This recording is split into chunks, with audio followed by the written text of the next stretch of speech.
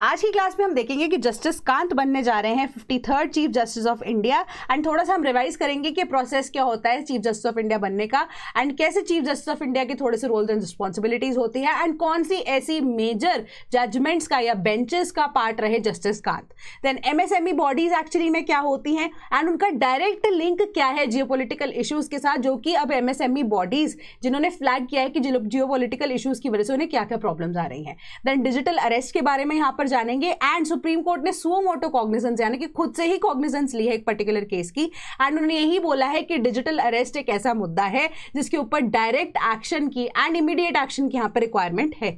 NDRF क्या होता है एंड साइक्लोन मोंथा जिसका अब यहाँ पर लैंडफॉल होने वाला है एंड एनडीआरएफ डिप्लॉय हुई है along the coast of Odisha. तो एनडीआरएफ का क्या रोल रहता है, किसके अंडर वो काम करते हैं, वो सारी चीजें यहाँ पर डिस्कस करेंगे। Amended SIR rules, intensive revision की जब हम इलेक्टोरल बॉन्ड्स की बात करते हैं एंड क्या क्या ऐसे नए रूल्स इलेक्शन कमीशन ने निकाले हैं, 12th डॉक्यूमेंट जो ऐड किया गया है वो क्या है एंड सारी चीजों को यहाँ पर डिस्कस करेंगे एंड अकॉर्डिंगली यहाँ पर जो क्वेश्चन आपके एग्जाम पॉइंट ऑफ व्यू से रेलिवेंट है, बीट आपका यूपीएससी से लेकर कुछ भी आप कह सकते हो अलग लेवल्स के एग्जाम है, सभी के लिए आपको ये क्वेश्चन हेल्प करने वाले हैं। ठीक है, तो वीडियो में बने रहिएगा। Welcome to sleepy classes. 28 October current affairs multiple choice questions दोनों को यहां पर डिस्कस करेंगे। सोर्स हम फॉलो कर रहे हैं the Hindu as always. To begin with सबसे पहले देखें तो justice Kant part of the key verdicts to become the next chief justice of India.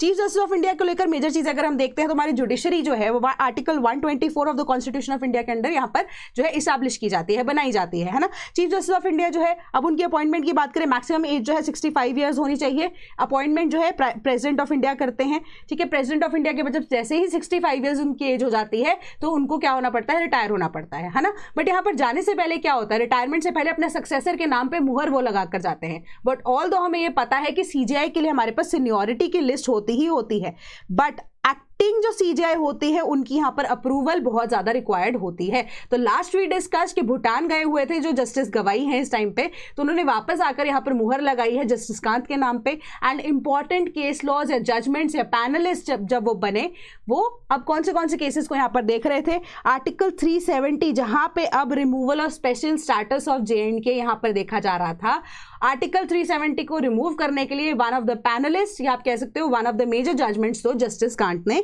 दी। उसके अलावा इलेक्टोरल बॉन्ड स्कीम्स जो अनकॉन्स्टिट्यूशनल घोषित करने के लिए भी जस्टिस कांत जो है बेंच का पार्ट रहे। पेगासस का जो स्पाईवेयर वाला केस था एंड जब हम बात कर रहे हैं सस्पेंशन ऑफ सेडिशन लॉ, ये सभी केस लॉज के लिए इंपॉर्टेंट अगर आप देखो बेंच का हिस्सा जस्टिस कांत शुरू से ही रहे। तो आप एक तरह से ये बता सकते हो, ये कह सकते हो कि इंपॉर्टेंट जितनी भी जजमेंट्स हैं या अगर जजमेंट देने की बात करते हैं, कॉन्ट्रोवर्शियल जजमेंट्स देने की बात कर रहे हैं, तो अब उनका यहाँ पर हौसला बुलंद है, तो चीजें वो अब एक्ट करने के लिए बहुत ज्यादा आप कह सकते हो कि जस्टिस के लिए में भी काम कर सकते हैं, है ना, आने वाले टाइम में stronger CJI we can say. Then he was the youngest advocate general of Haryana, that was July 7th 2000। बस इसके अलावा आपको उनकी पर्सनल लाइफ हिस्ट्री के बारे में जानने की कोई चीज जरूरत नहीं है, तो ये फैक्ट है, youngest advocate general of Haryana. तो एचसीएस का पेपर दे रहे हो तो आपको ये चीज पता होनी चाहिए, जनरली भी आपसे क्वेश्चन पूछा जा सकता है। ठीक है, कभी भी मे बी कभी रैंडमली पूछ लिया जाए। देन क्वेश्चन क्या है हमारा, आपके पॉलिटी के साथ ये प्रीलिम्स में डील करेगा, मेंस में अगर आपसे इस पर्सपेक्टिव से क्वेश्चन पूछा जाए तो जीएस2 का आपका ये पार्ट बनेगा। कंसिडर द फॉलोइंग, पहली स्टेटमेंट कह रही है CGI is appointed under Article 124. CGI is also the administrative head in charge of the distribution of cases. Which of the statements above are correct? तो simple सा question है, basic सा question है, correct answer इसका क्या बनना चाहिए, option number C, दोनों के दोनों। ठीक है, सुप्रीम कोर्ट की स्टैब्लिशमेंट की जब हम बात करें तो obviously chief justice of India भी तो स्टैब्लिश होंगे, तो आर्टिकल 124 आपको डायरेक्टली ये चीज बोलता है कि अपॉइंटमेंट ऑफ द जज of the supreme court unless he is a citizen of India and the required qualification, जो कि आर्टिकल आपके 124 के अंदर दी गई है।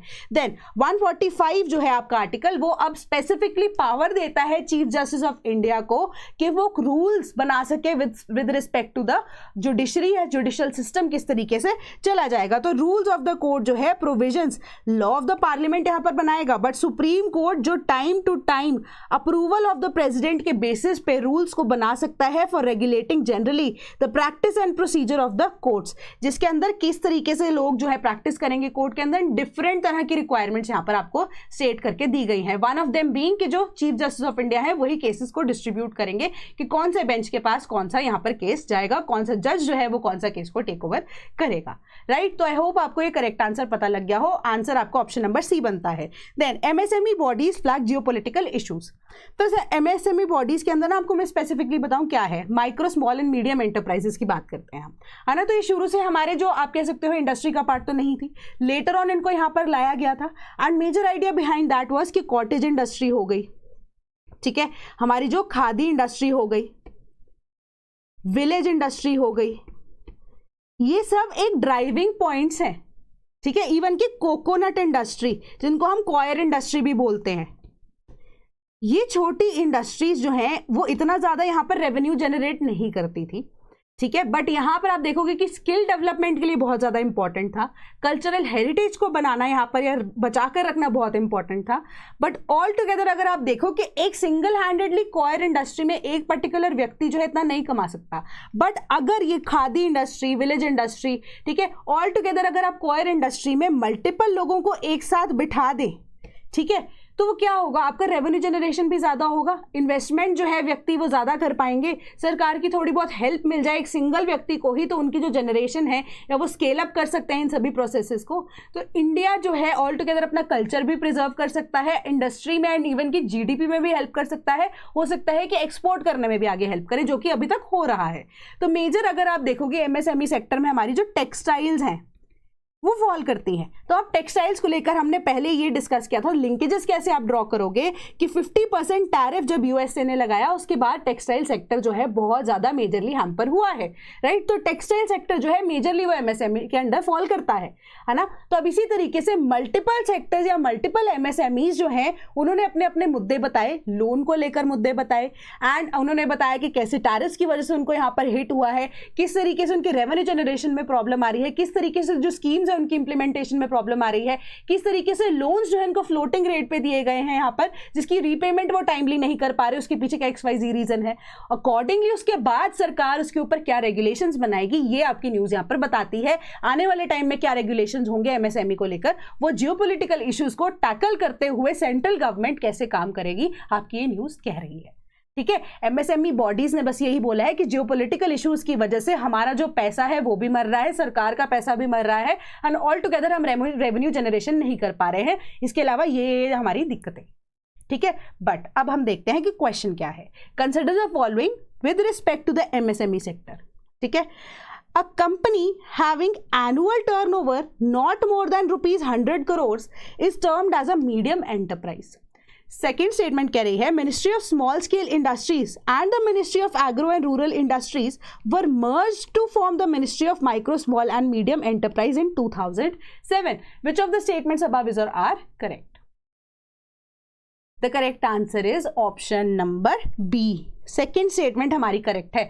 तो 2025 यानी कि इसी साल के अंदर सरकार ने यहाँ पे माइक्रो स्मॉल और मीडियम एंटरप्राइजेस के टर्नओवर्स के बेसिस पे या उनकी कैपिटल इनपुट कितनी होनी चाहिए उसके बेसिस पे जो टर्म्स है या जो पैसे की लिमिट है वो रिवाइज की थी, ठीक है। तो उसी के बेसिस पे जिनको पता है वेल एंड गुड, जिन्हें नहीं पता है तो मैं बता देती हूँ 2025 के अंदर 1 अप्रैल को अगर आप देखेंगे तो ये अब जो लिमिट्स हैं वो चेंज हुई हैं, ठीक है।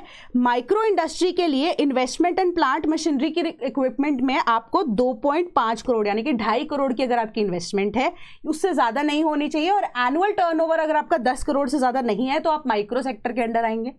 स्मॉल सेक्टर की बात अगर हम करें तो annual turnover not more than 100 crore rupees, और आपकी इनपुट कैपिटल कितनी होनी चाहिए, 25 करोड़ से ज़्यादा नहीं होनी चाहिए।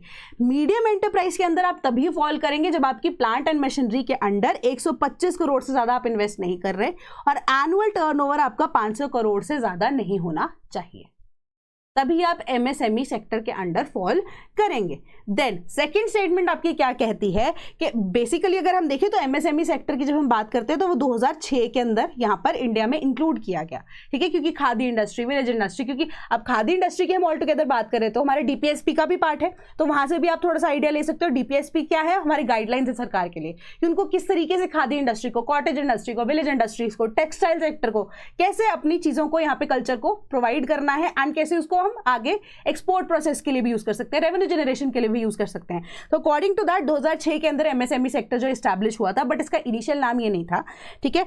अब 2006 के अंदर पॉलिसीज को ड्राफ्ट किया गया कि एमएसएमईज जो है वो इन्वेस्टमेंट के पर्पस के लिए सिर्फ और सिर्फ एक ओवरसी करेंगे चीजों को, ठीक है। पहली बार ऐसा था कि सर्विस सेक्टर को along with the manufacturing sector एक साथ मिलाया गया या माना गया, ठीक है। अदरवाइज हम प्राइमरी, सेकेंडरी और टर्शरी पढ़ते हैं ना। सेकेंडरी में हमें पता है कि हमारी क्या है कि मैन्युफैक्चरिंग का काम हो रहा है, टर्शरी सेक्टर में हमें पता है कि हमारी सर्विसेज का काम हो रहा है। बट हम एमएसएमईज की केस में देखते हैं तो ये चीज नहीं होती है। Manufacturing sector as well as the tertiary sector, यानी कि सेकेंडरी एंड टर्शरी सेक्टर को ऑल टुगेदर हम यहाँ पे मर्ज करके देखते हैं।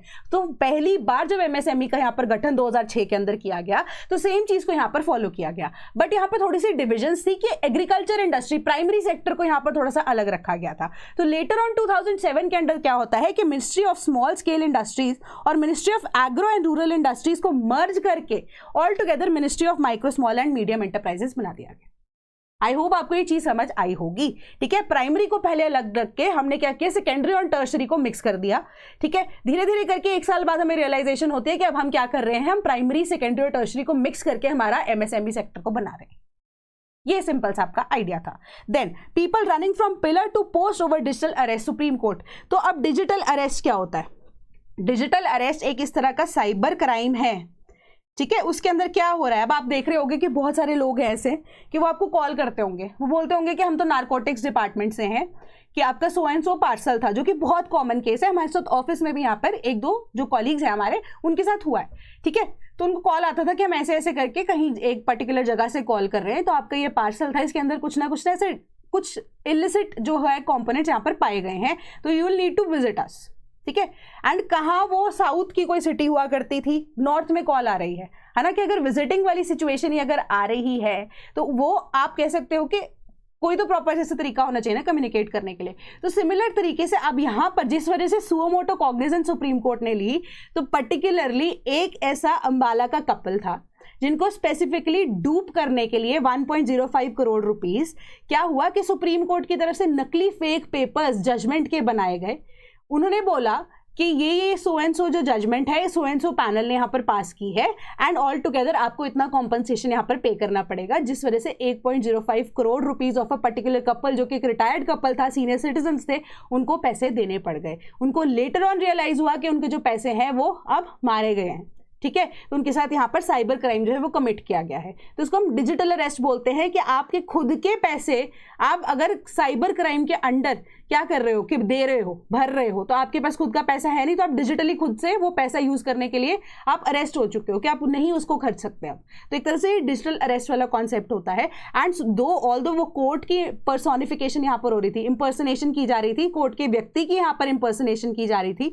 तो अब उस केस के अंडर तभी सुप्रीम कोर्ट ने सुओ मोटो कॉग्निजेंस लेते हुए बोला है ये चीज कि सेंट्रल ब्यूरो ऑफ इन्वेस्टिगेशन जो सीबीआई है, उसको मेनांस ऑफ डिजिटल अरेस्ट को देखना पड़ेगा कि कैसे फ्रॉडस्टर्स उसको ऑर्केस्ट्रेट करते हैं, कैसे बनाते हैं, कैसे वो फेक डॉक्यूमेंट्स की ऐसे एक्सेस ले लेते हैं, फोर्ज डॉक्यूमेंट्स जो बिल्कुल रियल लगते हैं वो कैसे रेप्लिकेट कर सकते हैं, इसके ऊपर रिपोर्ट दी जा सके उनको। एंड जो ऑर्गेनाइज्ड साइबर क्राइम्स हैं वो स्कैम कंपाउंड्स के द्वारा यहाँ पर बनाए गए, यानी कि लार्ज स्केल लेवल पे यहाँ पर काम किया जा रहा है, कोई एक सिंगल व्यक्ति इसका पार्ट नहीं होता, तो पूरी गैंग्स की गैंग्स यहाँ पर पार्ट बनती हैं। तो सुओ मोटो कॉग्निजेंस तो उन्होंने ली ही ली। उन्होंने बोला कि innocent people, specially senior citizen जिनको आइडिया ही नहीं है, इवन हमारे पेरेंट्स सबको इतना ज्यादा आइडिया नहीं होता है, तो सीनियर सिटीजन की जब हम बात कर रहे हैं तो उनसे पहले वाली जो जनरेशन है उनको तो बिल्कुल ही आइडिया नहीं होगा ना कि किस तरीके से ये चीजें काम करती हैं, ठीक है। तो they had been threatened with cyber arrest. तो क्रिमिनल्स जो कि मिसयूज करते हैं आर्टिफिशियल इंटेलिजेंस को और एडवांस टेक्नोलॉजीज को, इवन कोर्ट रूम्स को यहाँ पर मॉर्फ किया गया है, पुलिस स्टेशंस को मॉर्फ किया गया है, unless the victims coughed up huge sums of money. तो बहुत सारा पैसा ऐसे बहता जा रहा है, we need to take action immediately. CBI के ऊपर उन्होंने यहाँ पे काम छोड़ा है कि प्लीज आप हमें रिपोर्ट दीजिए कि हाउ इट इज डन, कि हमें नहीं पता कि इसको कैसे खत्म करना है, बट आपको यहाँ पर कोई ना कोई गाइडलाइंस जो है हम देंगे भी, तो उसके बेसिस पे आपको काम यहाँ पर करना पड़ेगा। बाकी सीबीआई तो एमएचए के under, ministry of home affairs के अंडर यहाँ पर काम करती है। देन आपको करंट अफेयर्स के बेसिस पे आपको साइबर क्राइम के बेसिस पे पूछा जा सकता है। देन GS3 की जब हम बात कर रहे हैं, तो आपको ये इंटरनल सिक्योरिटी का पार्ट बन सकता है। इंटरनेशनल बेसिस पे आपके कैसे ये साइबर क्राइम्स काम करते हैं ऑर्गेनाइज क्राइम के अंडर, वैसे भी आपसे पूछा जा सकता है। तो अरेंज द फॉलोइंग स्टेट और UTs in ascending order according to the cyber crimes committed in the states as per the data release by NCRB for 2023। तो एनसीआरबी की लेटेस्ट यहाँ पर रिपोर्ट है वो 2023 की आई है, अकॉर्डिंग टू विच उन्होंने सर्टन स्टेट्स का यहाँ पर, या सर्टन क्या पूरे के पूरे स्टेट्स एंड यूटीज की एक लिस्ट दी थी। उसी के बेसिस पे असेंडिंग ऑर्डर में आपको यहाँ पर साइबर क्राइम्स के केसेस में स्टेट्स को अरेंज करना है। कर्नाटका, आंध्र प्रदेश, पुडुचेरी एंड गुजरात। न्यूज़ अगर आप फॉलो करते होंगे तो मई या जून के आसपास की न्यूज़ के आसपास आपको ये न्यूज़पेपर में दिख गई होगी चीज़। ये आर्टिकल आया था तब मई मैक्सिमम, या आप कह सकते हो कि मार्च अप्रैल में, मार्च में नहीं अप्रैल एंड मई के आसपास ये आर्टिकल था न्यूज़पेपर में। कर्नाटका, आंध्र प्रदेश, पुडुचेरी एंड गुजरात। तो करेक्ट आंसर हमारे पास यहाँ पे बनता है option number A, that is हमारा 4231। गुजरात सबसे लीस्ट यहाँ पर है out of the states given to you, then Andhra Pradesh, then Puducherry and then Karnataka.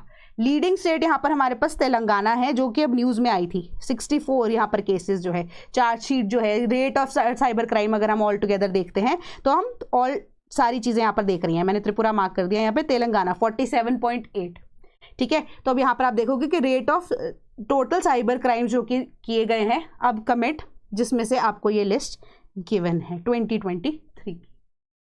Telangana lead करता है इसके अंदर, जिस वजह से ये न्यूज़ में भी था कि तेलंगाना के अंदर प्रॉपर ऐसे आप देखोगे कि कार्टल्स के कार्टल्स बने हुए हैं, ठीक है, जो इन सब चीज़ों में ऑपरेट कर रहे हैं। सो अब ऑल टुगेदर हमारा करेक्ट आंसर क्या बनता है, ऑप्शन नंबर ए। तो नेशनल एवरेज से भी ज़्यादा जो तेलंगाना है वहाँ पर हम देख रहे हैं कि साइबर क्राइम्स कमिट किए जा रहे हैं। Then NDRF teams on the ground, schools close in Odisha. तो अब हमें पता है कि हमने यहाँ पर बात कर ली थी साइक्लोन मोंथा की बात की, जहाँ पे हमने temperate and as well as tropical cyclone के बीच का डिफरेंस क्या होता है वो भी जाना था। ठीक है, साइक्लोन मोंथा के बारे में भी हमने डिस्कस किया था कि उनकी नेमिंग किस तरीके से होती है। तो एनडीआरएफ की टीम ऑन द ग्राउंड है यहाँ पर, तो स्कूल्स भी बंद किए गए हैं, तो क्लोजिंग यहाँ पर हो गई क्योंकि लैंडफॉल होने वाला है साइक्लोन मोंथा का। ठीक है, तो अब हम एनडीआरएफ के ऊपर क्वेश्चन देखते हैं कि NDRF was establish in the year 2010।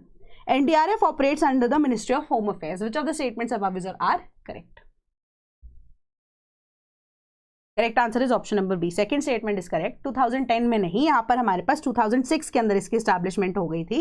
ठीक है, तो अब हाँ एक क्वेश्चन और है पिछले कॉन्टेक्स्ट में, एनसीआरबी की जब हम बात करते हैं, एनसीआरबी कौन से साल में स्टैब्लिश हुआ था मुझे बताना। 1980s का कुछ ईयर होगा, तो एग्जैक्ट ईयर क्या है वो आप मुझे बताओगे। ठीक है, तो हाँ national disaster response force NDRF जिसको हम बोलते हैं, स्पेशलाइजेशन उनका क्या काम है, रेस्क्यू का काम करना है। कोई भी डिजास्टर की अगर सिचुएशन आ जाती है वहाँ पे जाके उसकी मैनेजमेंट करके मिटिगेट करना है, डिजास्टर वाली सिचुएशन से लोग जो वहाँ पर फंसे हैं उनको वेकेट करना है। तो मिनिस्ट्री ऑफ होम अफेयर्स के अंडर ये इस्टेब्लिश हुए थे इन द ईयर ऑफ 2006। क्या काम है कि स्ट्रेंथन करना disaster management capabilities of the country. तो अभी करंटली यहाँ पर बटालियंस जो है 16 बटालियंस है, CAPF, BSF, CISF, CRPF, ITP, BP, SSB और असम राइफल्स इसका पार्ट है। तो यही बटालियन अब कंपोज है of 18 self sufficient specialize search and rescue teams, जिसमें 47 मेंबर्स ईच होते हैं, जो कि अब स्ट्रक्चरल इंजीनियर्स भी हैं, टेक्नीशियंस भी हैं, देन केनाइन यूनिट्स भी हैं, इलेक्ट्रिशियंस हैं, मेडिकल एंड पैरामेडिक पर्सनल्स भी हैं। टोटल स्ट्रेंथ यहाँ पर आप देखोगे 1150 पर्सनल बटालियंस की है ऑल टुगेदर। ठीक है, तो अब ये आपको इतनी सफिशिएंट है इन्फॉर्मेशन कि आपको अगर क्वेश्चन पूछ भी लिया जाए ना एनडीआरएफ के बारे में, एटलीस्ट आपको आइडिया हो गया आपको अटेम्प्ट क्या करना है। ठीक है, कि आपको पता हो कि एनडीआरएफ करती क्या है एक्चुअली में। ठीक है, सिंपल सी बात है। Then election commission modifies some SIR rules based on learnings from Bihar. Bihar में सबसे पहले यहाँ पर इंटेंसिव रिवीजन की बात की गई थी, है ना। इंटेंसिव रिवीजन के बेसिस पे अब आपको ये चीज़ बोला जा रहा है कि बाकी सारी कंट्री के अंदर यहाँ पर इंटेंसिव रिवीजन जो है वो की जानी है। अब स्पेशल इंटेंसिव रिवीजन का मतलब यही होता है कि बिल्कुल जड़ से यहाँ पर रिवीजन की जाएगी। तो अब कुछ चेंजेस जो है इलेक्शन कमीशन ने बिहार से गलतियां करते हुए सीखा है। उन्होंने यही बोला है कि इलेक्शन कमीशन मॉडिफिकेशंस दे रहा है कि प्रोसेस जो कि learnings from the post just concluded process in Bihar.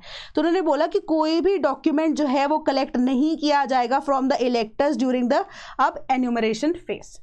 ठीक है, कोई भी डॉक्यूमेंट अब किसी भी तरह से इलेक्टर से नहीं किया जाएगा कलेक्ट। ठीक है, वोटर्स के टाइम पे अब जो ड्राफ्ट है would only include the names of those जिन्होंने सबमिट क्या किया है एनुमरेशन फॉर्म्स को अब बूथ वाइज डेटा को कलेक्ट किया जाएगा, पुराने डेटा के साथ मैच किया जाएगा एंड देखा जाएगा कि पहले, जैसे अब मैं हूं सपोज, तो मेरे पेरेंट्स, अगर मैं अभी 18 साल की हुई नहीं हूं या इस साल पहली बार वोट करूंगी, तो मेरे पेरेंट्स एक्चुअली में कि बूथ लिस्ट में या इलेक्टोरल लिस्ट में उनका नाम था या नहीं था, ठीक है। तो उसी के बेसिस पे इन चीज़ों का यहाँ पर कंसिडर किया जाएगा कि जिनके नाम यहाँ पर इंक्लूडेड थे उनके बेसिस पे उनको तो रिक्वायरमेंट नहीं होगी, तो उनका नाम वापस से इंक्लूड कर दिया जाएगा।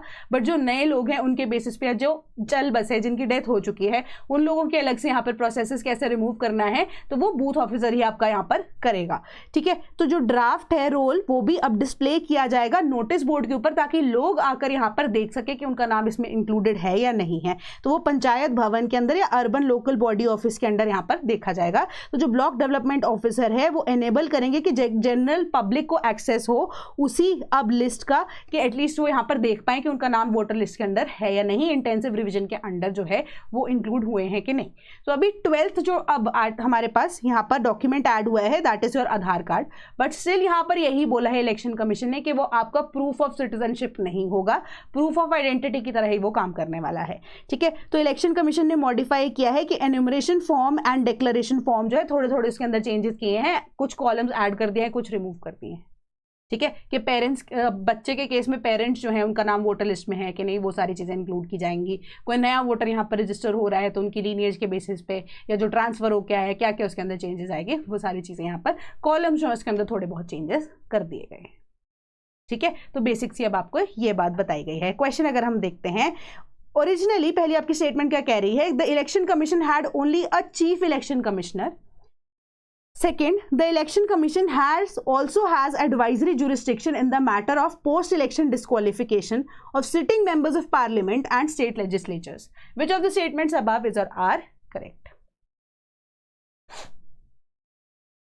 Correct answer is option number C. ठीक है, कि इनिशियली जब election commission of India establish किया गया था 1950 में, जब election commission of India fully यहाँ पर फंक्शनल था, तो उस टाइम पे सिर्फ और सिर्फ एक चीफ इलेक्शन कमिश्नर हुआ करते थे। अब के टाइम पे अगर हम देख रहे हैं कंसेंसस के बेस पे चीफ इलेक्शन कमिश्नर के साथ 2 एडिशनल यहाँ पर इलेक्शन कमिश्नर्स होते हैं, ठीक है। एंड कंसेंसस के बेसिस पे जो डिसीजन है वो लिया जाता है, एंड यही चीज़ जो है वो पॉसिबल हो पाई कि जब हमारे 1989 के अंदर अगर आप देखोगे ये प्रोसेस है 2 इलेक्शन कमिश्नर्स वाला, वो इंक्लूड किया गया 16 अक्टूबर 1989, बट बहुत शॉर्ट टर्म के लिए वो टेन्योर था एडिशनल, जो आप देख रहे हो कि हमारे पास इलेक्शन कमिश्नर्स बीच में ऐड हुए। बट लेटर ऑन देखोगे 1 जनवरी 1990 से लेकर ये एक तरह से कमिश्नर्स जो हैं उनको अपॉइंट करना एक्चुअली में शुरू कर दिया गया। तो जो इलेक्शन कमिश्नर अब सिंगल हैंडेडली इलेक्शन कमीशन को मैनेज करते थे, तो वो एक मल्टी, आप कह सकते हो, मेंबर कमीशन बन गया, एंड उसी के ऑपरेशन के बाद जो डिसीजन मेकिंग पावर है वो मेजॉरिटी वोट के थ्रू होना शुरू हो गई, ठीक है। तो एडवाइजरी जुरिस्डिक्शन की यहाँ पे या क्वासी जुडिशियल फंक्शंस की जब हम बात कर रहे हैं, तो इसके केस में जब हमारी सेकंड स्टेटमेंट यहाँ पर बोलती है कि इलेक्शन कमिश्नर जो है एडवाइजरी जुरिस्डिक्शन भी है उनको, ऑब्वियस सी बात है। अब किसी की भी रिमूवल की भी या डिस्क्वालिफिकेशन की बात कर रहे हैं sitting member of the parliament state legislature की, तो या तो अब स्टेट लेजिस्लेचर की बात करें तो गवर्नर ही देखेंगे, ठीक है, एंड पार्लियामेंट की बात करें तो प्रेसिडेंट ऑफ इंडिया देखेंगे। तो यहाँ पर बट उनको यहाँ पर एडवाइजरी जुरिस्डिक्शन या एडवाइस किससे लेनी पड़ेगी, इलेक्शन कमीशन ऑफ इंडिया से लेनी पड़ेगी। पार्लियामेंट के केस में अगर किसी को रिमूव करना है प्रेसिडेंट को, तो आर्टिकल हमारा 103 है, बेस्ड ऑन द रिक्वायरमेंट, जो कि अगर 102 आर्टिकल के अंदर फुलफिल हो रही है तो 103 में on the recommendation of the election commission remove किया जा सकता है पार्लियामेंट से, किसी भी मेंबर ऑफ पार्लियामेंट को डिस्क्वालीफाई किया जा सकता है, ठीक है। सेम ही चीज़ गवर्नर के केस में होती है। इलेक्शन कमीशन ऑफ इंडिया के बेसिस पे देखो तो आर्टिकल 192 है आपका स्टैंड करता है, ठीक है। तो यही चीज़ों के बेसिस पे डिस्क्वालिफिकेशन की जा सकती है। तो सिमिलर से आपका ये आंसर था, तो करेक्ट आंसर हमारा ऑप्शन नंबर यहाँ पर सी बनता है।